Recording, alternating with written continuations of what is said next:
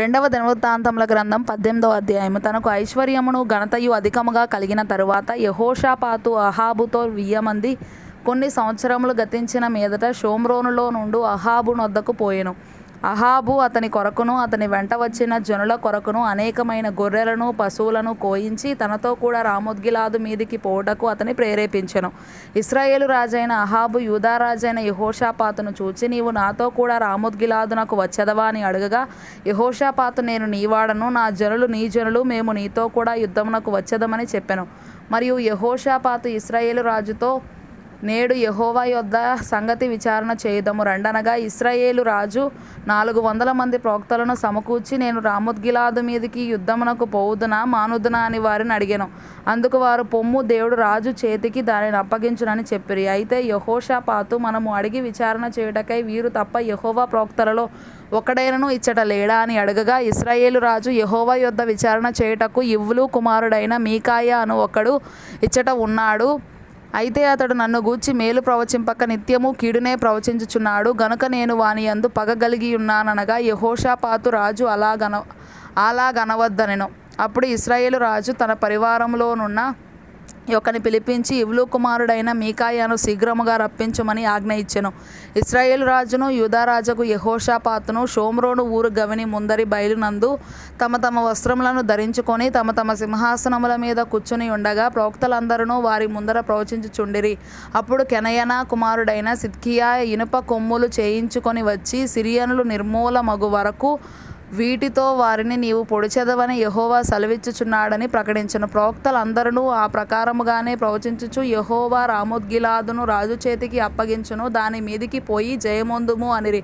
మీకాయాను పిలుచుటకు పోయిన దూత అతని కనుగొని, ప్రవక్తలు రాజు విషయమై ఏకముఖముగా మేలునే పలుకుచున్నారు, దయచేసి నీ మాటను వారి మాటలకు అనుకూలపరచి మేలునే ప్రవచింపుమనగా, మీకాయా, యెహోవా జీవము తోడు, నా దేవుడు సెలవిచ్చినదేదో దానినే ప్రవచింతునని చెప్పెను. అతడు రాజు నొద్దకు రాగా, రాజు అతని చూచి, మీకాయా, యుద్ధమునకు రామోత్గిలాదునకు మేము పోవుదుమా మానుదుమా అని అడగగా, అతడు, పోయి జయించుడి, వారు మీ చేతికి అప్పగింపబడుదురనెను. అప్పుడు రాజు, యెహోవా నామమును బట్టి అబద్ధము కాక సత్యమే పలుకుమని నేను ఎన్నిమార్లు నీ చేత ఒట్టు పెట్టించుకొందునని అతనితో అనగా, అతడు, కాపరిలేని గొర్రెల వలెనే ఇశ్రాయేలు వారందరూ పర్వతముల మీద చెదరిపోవుట చూచితిని, వీరికి యజమానుడు లేడనియు వీరిలో ప్రతివాడు తన తన ఇంటికి సమాధానముగా పోవలెననియు యెహోవా సెలవిచ్చి ఉన్నాడనెను. ఇశ్రాయేలు రాజు ఇది విని యెహోషాపాతుతో ఇట్లనెను, ఇతడు కీడునే గాని నా విషయమై మేలును ప్రవచింపడని నేను నీతో చెప్పలేదా అని అనగా, మీకాయా, యెహోవా మాట వినుడి, యెహోవా తన సింహాసనం మీద ఆసీనుడై ఉండుటయు పరమండల సైన్యమంతయు ఆయన కుడి ప్రక్కను ఎడమ ప్రక్కను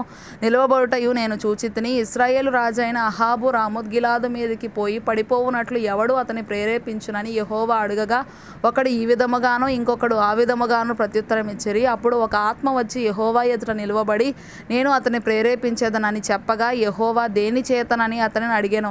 అందుకు ఆ ఆత్మ, నేను బయలుదేరి అతని ప్రవక్తలందరి నోటను అబద్ధములాడు ఆత్మగా ఉందునని చెప్పగా, యెహోవా, నీవు అతనిని ప్రేరేపించి జయింతువు, పోయి ఆ ప్రకారముగా చేయుమని సెలవిచ్చెను. యెహోవా నీ ప్రవక్తలకు వీరి నోట అబద్ధములాడు ఆత్మను ఉంచి ఉన్నాడు, యెహోవా నీ మీద కీడు పలికించి ఉన్నాడని చెప్పెను. అప్పుడు కెనయనా కుమారుడైన సిద్కియా దగ్గరకు వచ్చి మీకాయాను చెంప మీద కొట్టి, నీతో మాట్లాడుటకు యెహోవా ఆత్మ నా యొద్ద నుండి ఏ మార్గమున పోయెననెను. అందుకు మీకాయా, దాగుటకై నీవు లోపలి గదిలోనికి వెళ్ళు, దినమున దాని తెలుసుకొందువని చెప్పెను. అప్పుడు ఇశ్రాయేలు రాజు పట్టణపు అధిపతి అయిన ఆమోను నొద్దకును రాజకుమారుడైన యోవాషు నొద్దకును, మీరు మీకాయాను తీసుకొని పోయి వారితో, రాజు మీకిచ్చిన సెలవు ఇదియే అనుడి, నేను సురక్షితముగా తిరిగి వచ్చు వరకు వీరిని చెరలో పెట్టి క్లేశాన్న పానములు ఇయ్యుడి.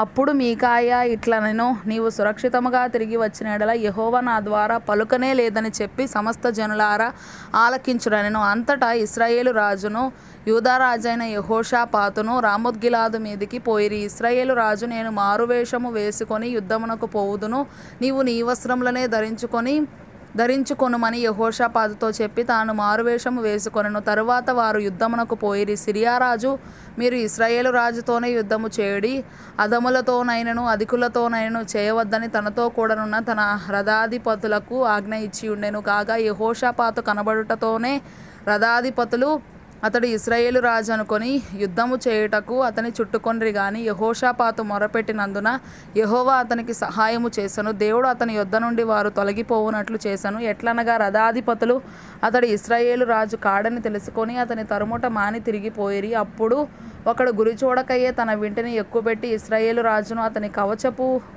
బందుల సందున కొట్టగా అతడు, నాకు గాయము తగిలినది, నీ చెయ్యి త్రిప్పి దండులో నుండి నన్ను కొనిపొమ్మని తన సారథితో అనెను.